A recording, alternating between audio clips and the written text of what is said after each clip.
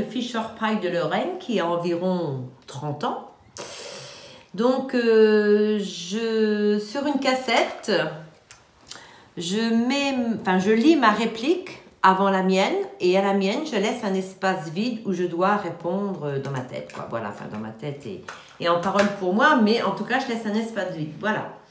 Et j'apprends comme ça depuis toujours. Et malgré tout, ça fonctionne pas trop mal, on va dire.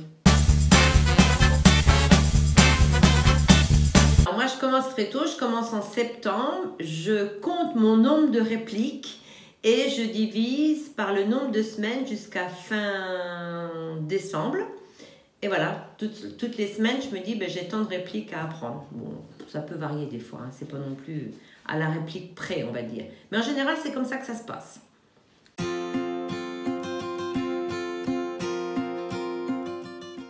Alors, pour apprendre mon texte, j'imprime le texte en entier, que je lis X fois, un grand nombre de fois, pour bien m'imprégner des situations, de ce qui va se passer, de qui fait quoi, qui entre en scène, qui sort, voilà. Première chose. Ensuite, j'imprime seulement les parties où j'interviens.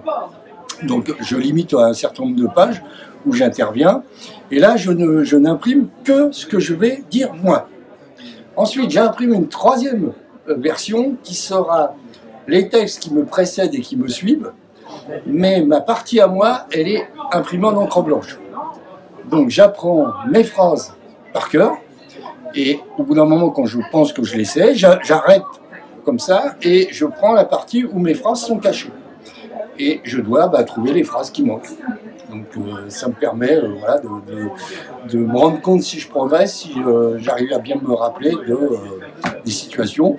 Et à chaque fois, j'essaye de savoir si je rentre par quelle porte, si j'ai un accessoire, voilà. Je pense que la période qu'on a, qui va de fin septembre jusqu'à janvier, en fait, jusqu'à ce qu'on joue, je suis obligé de... Enfin, c'est vraiment à la fin. Je pense que c'est le stress final qui fait qu'on ne va pas tarder à arriver au moment où il faut jouer. C'est vraiment là que je commence vraiment à retenir. Ça fait 30 ans que tu es là. Ça fait mal, hein. Est-ce que tu pourras nous expliquer comment ça a évolué pour l'apprentissage? Alors déjà, la première chose importante, c'est de trouver sa manière d'apprendre. Parce qu'on a tous dans la troupe, tous dans la vie, dès qu'on est petit, et après quand on est grand aussi, on a chacun une... Mais pas usagé pour Donc on a tous une manière d'apprendre. Et ce qui est important quand on fait du théâtre, c'est de trouver sa manière, parce qu'on peut très bien, si Jean-Michel applique la manière de François, et ça se trouve il va jamais y arriver, parce qu'il a la sienne. Et donc vraiment le premier conseil, c'est de trouver sa manière d'apprendre, parce qu'on va ensuite gagner beaucoup de temps. Alors en 30 ans, est-ce que ça a évolué? Bah oui, parce que au début on apprenait, on n'avait pas forcément les moyens techniques pour apprendre qu'on a aujourd'hui. Exemple, les enregistreurs sur le téléphone, ou la vidéo, il y en a qui s'inspirent de vidéos qui existent sur YouTube ou autre.